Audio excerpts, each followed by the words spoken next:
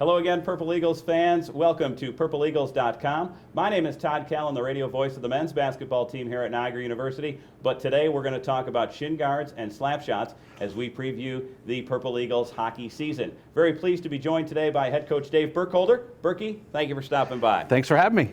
Now, Coach, let's talk a little bit about the makeup of your team this season. 10 freshmen last year saw sizable minutes. Talk about the difference for those players as they start their sophomore season as opposed to 12 months ago when they first stepped inside Dwyer Arena. Yeah, boy, it's like night and day. The experience that our 10 freshmen received last year and the minutes that they played and the environments that they played, a long playoff run, that's going to help immensely. And I see it in their development. They're only sophomores, but they look much more experienced, much more confident coming in. So you add to that 4 seniors in our senior class. We have 8 juniors, 10 sophomores, as we talked about, and then an incoming class of 7 freshmen. So we're really excited.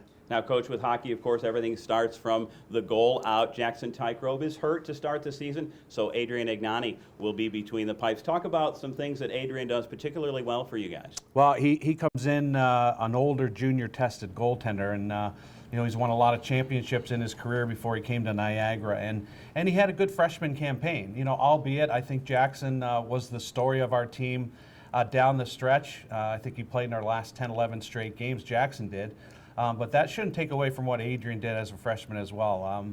Both those kids came in with an enormous amount of pressure on them last year, replacing Carson Chuback and a Niagara team that went to the tournament at large. So Adrian is very athletic, very competitive. So I think his transition to the #1 job is going to be seamless for him to start the season. Now, Coach, one of those sophomores that you talk about, Vinnie Muto, boy, he had a great rookie season, a member of the all-rookie team in the Atlantic Hockey Association, and a big summer for him, participating in the Canadiens Prospect Camp. Talk about some things that you expect from Vinnie this season. Well, it's we're lucky to have Vince in our program, and he's a local boy too, which adds another factor to it. But you know what, Vinnie wants to be a pro. He wants to play on TV, and his window is not shut in that regard, and he treats his body that way. He's a fitness fanatic. He's a leader in our locker room in that area.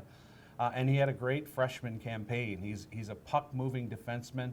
I think he helps us out on the power play. At the offensive blue line, he's a factor. He's got an NHL shot, NHL release. So, only a sophomore, but there's a lot of pressure on him to be better than he was last year. But I think he's ready to take that burden on.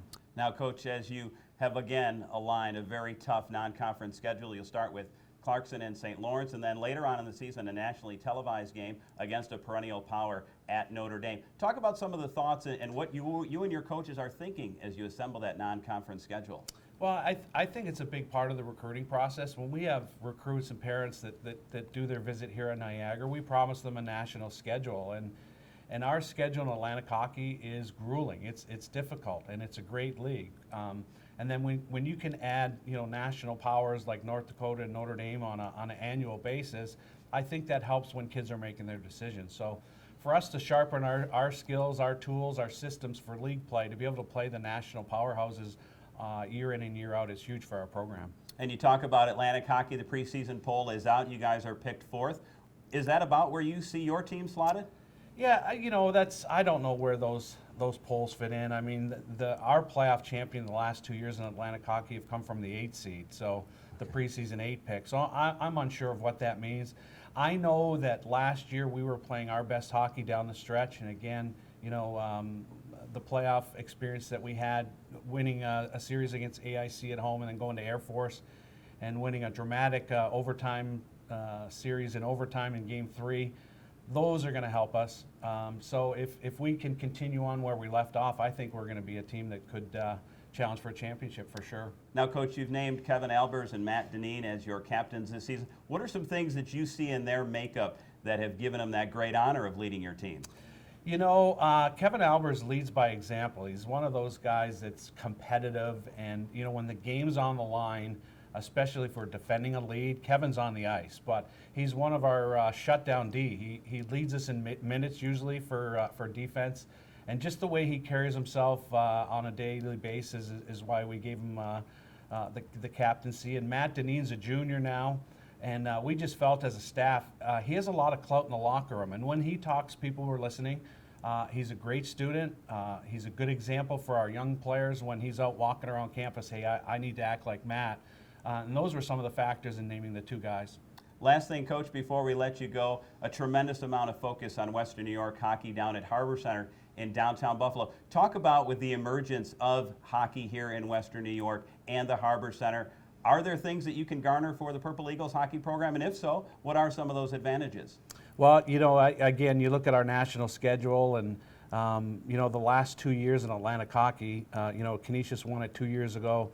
They went to the NCAA tournament. That's the year that we made history for our league in being the first team in Atlantic hockey to go to the tournament at large, because we had such a good regular season. And then Canisius and Niagara both made it to Blue Cross Arena, which is our Final Four, if you will, for a league. So I think we're still emerging. I think we're still growing.